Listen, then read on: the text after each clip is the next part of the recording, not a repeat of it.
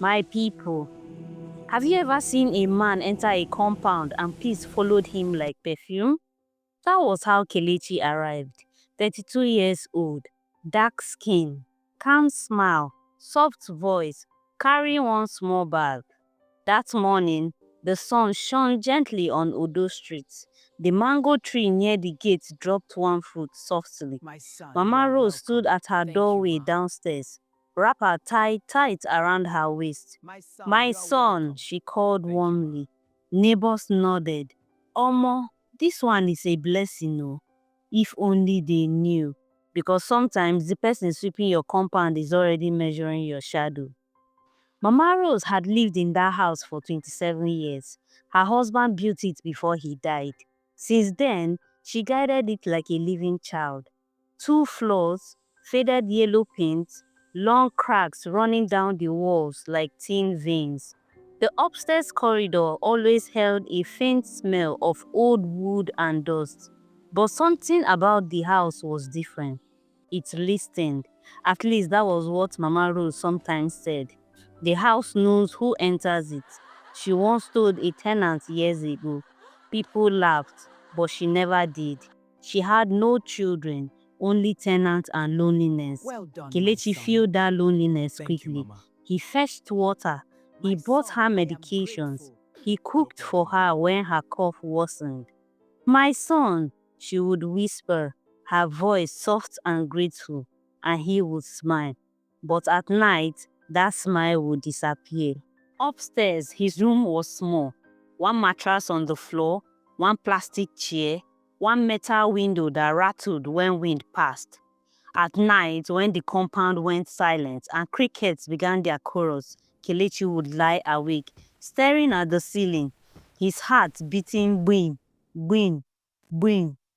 He was tired, tired of calculating bus fare, tired of watching others rise, tired of pretending he was content. He remembered friends who now drove SUVs. He remembered business ideas that failed. He remembered humiliation. One night, he whispered into the darkness, I deserve more. And something in the room shifted, just slightly. The window stopped rattling. The air grew still.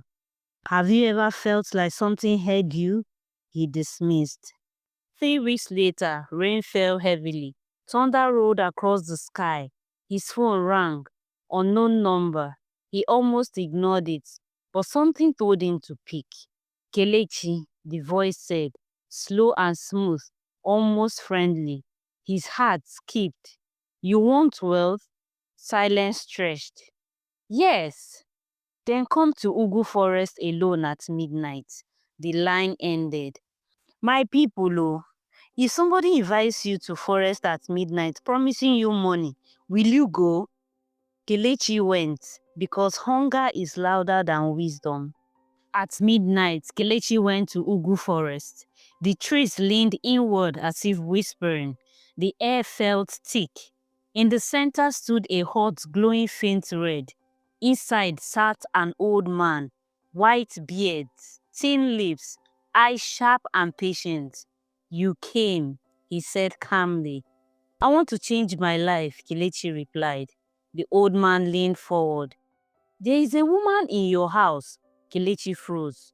She trusts you. Silence. Bring me strands The of her old hair. man's Bring me voice her nail lowered. clippings. That's all? Bring me For now. strands of her For hair. now. Bring me her nail clippings. Kelechi swallowed. That's all, the old man said. For now. Those words lingered. Have you ever signed something without reading the full terms? Kelechi agreed. The next afternoon, Mama Rose fell asleep on her couch. Sunlight entered softly through the window. Grey strands of hair rested on her pillow. Kelechi stood over her. His hands trembled. His heart pounded. He looked at her face, peaceful, trusting. Slowly he picked the hair. He wrapped it carefully. As he turned to leave, Mama Rose stirred slightly. Kelechi, she murmured. His blood froze. Yes, mommy, he whispered. But she had only shifted in her sleep. He exhaled. That night, he could not sleep. He kept hearing her voice in his head. My son. The next week, she trimmed her nails outside. When she went inside, he gathered the clippings. Each one felt cold, he told himself. It's just hair, just nails. But when he returned to his room, the air felt different. The wall seemed closer. The window rattled violently, though there was no wind. In the forest, the old man placed the hair and nails inside a calabash. He began chanting. The wind rose violently. Leaves spun around them. Go home, the old man said, and do not look back when you hear your name. As Kelechi walked through the forest path, he heard it. Kelechi, my son, Mama Rosie's voice. Soft, weak, right behind him. His body froze. His heart pounded. Have you ever ignored someone calling you with love? He almost turned, but he ran, and that was the moment the balance shifted. The next morning, Mama Rose did not open her door. Tenant knocked, no answer. They forced it open, but she was gone. No blood, no struggle. Just her wrapper folded neatly on the bed. Police searched, but they saw nothing. Kelechi cried publicly. But that night, 5 million naira alert. His heart leaped. Another 10 million naira. His hand shook. More money followed. He laughed. But upstairs, the window rattled again, and this time, it did not stop. That night, at exactly 12:17 a.m., he heard footsteps downstairs. Slow, dragging. He sat up. Mommy? Silence. Then a soft cough. His blood ran cold. Mommy, he whispered. No answer. He told himself it was just an imagination. But when he stepped into the corridor, the air felt heavy. The house felt awake, watching. And somewhere below in the darkness of Mama Rose's flat, something shifted. It was the third night after Mama Rose disappeared. Police had come and gone. Neighbors had cried and gossiped. Rumors spread like harmattan dust. Some said she ran away. Others said she was kidnapped or maybe she joined her ancestors.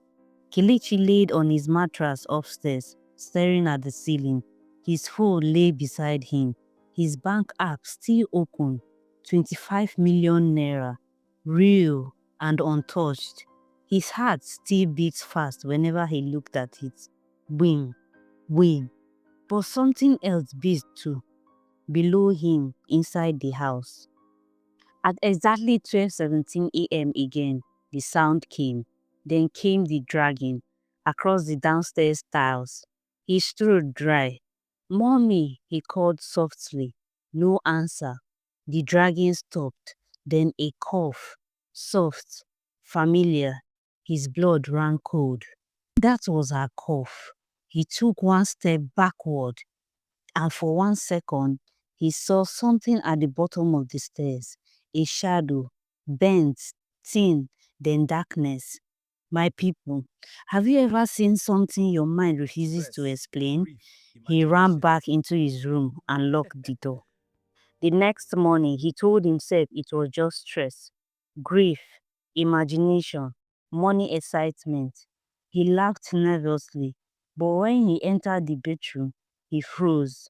The mirror was fogged, even though he had not beaten. Slowly, letters formed on the surface, not scratched, not written, just appearing. My son, my son.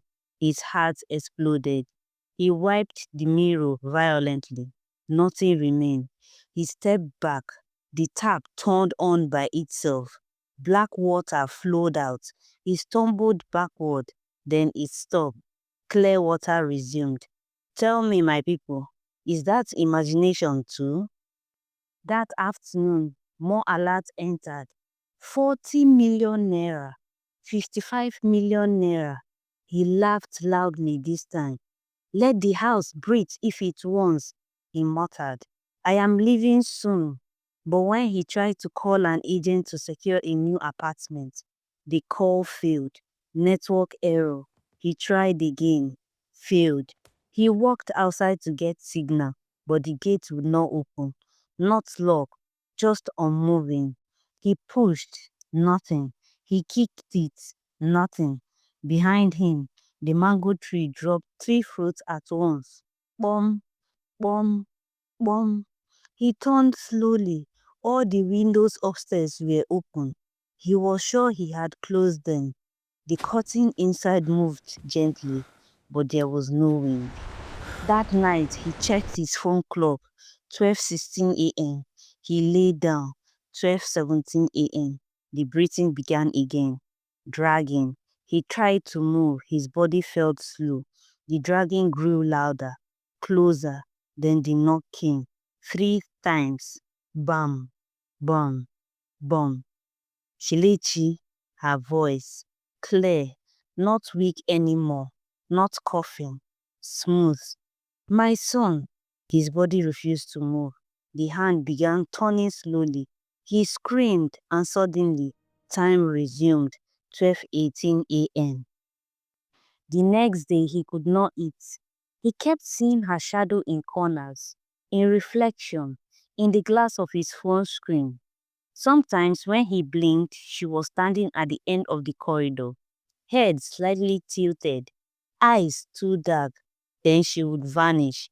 Sleep refused to come.